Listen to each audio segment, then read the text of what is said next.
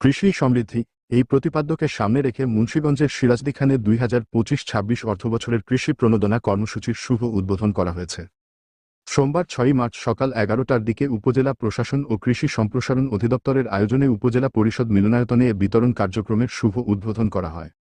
খরিফ মৌসুমে পাট, গ্রীষ্মকালীন তিল এবং উফশি আউশ ফসলের আবাদ ও উৎপাদন বৃদ্ধির লক্ষ্যে উপজেলার ক্ষুদ্র ও প্রান্তিক 600 জন কৃষকদের মাঝে বিনামূল্যে এই বীজ ও সার বিতরণ করা হয়। এ সময় সিরাজদিখান উপজেলা নির্বাহীর কর্মকর্তা রুম্পা ঘোষের সভাপতিত্বে প্রধান অতিথি হিসেবে উপস্থিত ছিলেন উপজেলা বিএনপি সাধারণ সম্পাদক এম হায়দার আলী। আরও উপস্থিত ছিলেন উপজেলা বিএনপি যুগ্ম সাধারণ সম্পাদক আতাউর রহমান, উপজেলা কৃষক দলের সভাপতি হাফেজ মুহাম্মদ আলমগীর, সাধারণ সম্পাদক মোহাম্মদ মোশাররফ হোসেন, সাংগঠনিক সম্পাদক মোহাম্মদ আলমগীর আহমেদ। অনুষ্ঠানে স্বাগত বক্তব্য রাখেন উপজেলা কৃষি অফিসার মোহাম্মদ আবু সাইদ শুভ্র। এছাড়াও অনুষ্ঠানে উপজেলা বিএনপি ও অঙ্গসংগঠনের বিভিন্ন পর্যায়ের নেতাকর্মী উপস্থিত ছিলেন। অনুষ্ঠানে বক্তারা বলেন, দেশের কৃষি উৎপাদন বৃদ্ধি এবং কৃষকদের স্বাবলম্বী করতে বর্তমান সরকার ও সংশ্লিষ্ট বিভাগ নিরলসভাবে কাজ করে যাচ্ছে।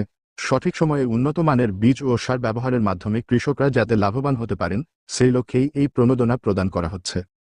এতে উপজেলার 200 জন কৃষককে পাটের বীজ, 50 জন কৃষককে তিলের বীজ, 350 জন কৃষককে উফশি আউশ ধান দেওয়া হয়েছে। বিতরণকৃত উপকরণসমূহ প্রতি কৃষক পেলেন উন্নত মানের পাটের বীজ 1 কেজি, ডিএপি 5 কেজি ও এমওপি 5 কেজি, গ্রীষ্মকালীন তিলের বীজ ডিএপি 10 কেজি ও এমওপি 5 কেজি, উফশি আউশ ধানের বীজ 5 কেজি, ডিএপি 10 কেজি ও এমওপি 10 কেজি। উপস্থিত কৃষকরা এই উদ্যোগকে স্বাগত জানিয়েছেন এবং সময়মতো বীজ ও সার পাওয়ায় সন্তোষ প্রকাশ করেছেন।